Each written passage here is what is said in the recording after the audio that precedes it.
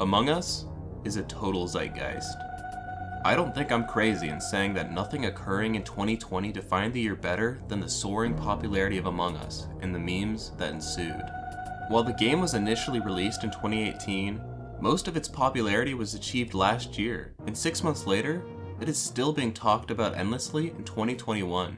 I'd say that's pretty impressive considering that most games and memes have a shelf life of about 3 days, largely thanks to Reddit. So why has Among Us survived this long?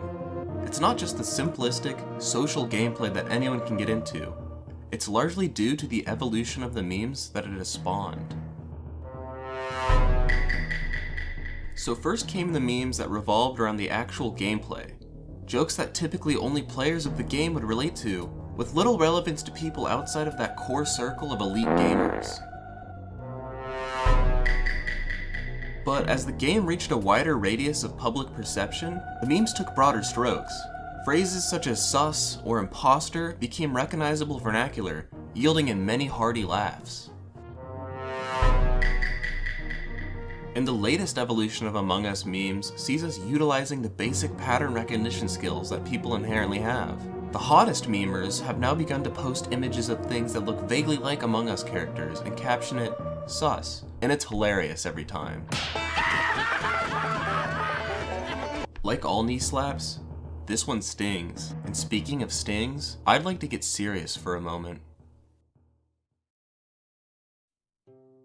When I was 18, I had an accident. I traveled all the way from my humble home front in Stillwater, Vermont to Modesto, California just to celebrate my cousin's birthday. It was her sweet 16th, so her parents spared no expense. There was a bounce house, a slip and slide, the whole 9 yards. So naturally I was barefoot the whole day, and I almost made it out clean. At 6 o'clock, just an hour before sunset, I was prancing across my cousin's lawn, desperate to get one more slip and slide in. And that's when it happened. Obscured by millions of blades of grass lay a dormant bumblebee. Needless to say, he introduced his rear to my foot. If this was a beautiful woman, I'd be speechless, but it was a killer bee, so it was a death sentence. I'd received my first bee sting. This was the inciting event that would permanently alter my life. Lucky for me, I have no diagnosable allergies, so there were no physical injuries aside from the gaping wound under my foot. Nope, my injuries were purely mental.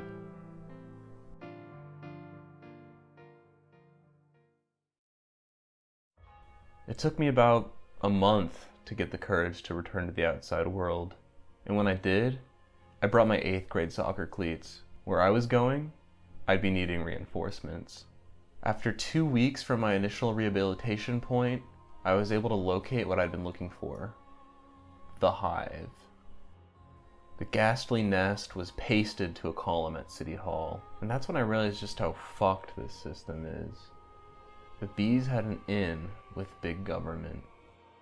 If what I was about to do is considered an act of insurrection, then you can consider me a full-on domestic terrorist, because that's when I cast the first stone.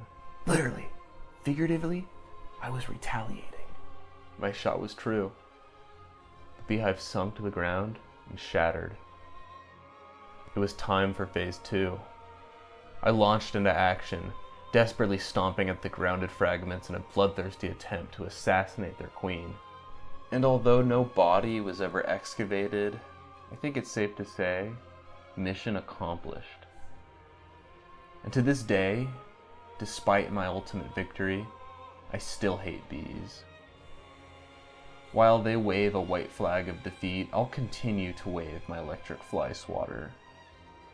If you ever see a Save the Bees donation drive, make sure to report it. They don't need the help. There are killer bees out there, and it's us or them.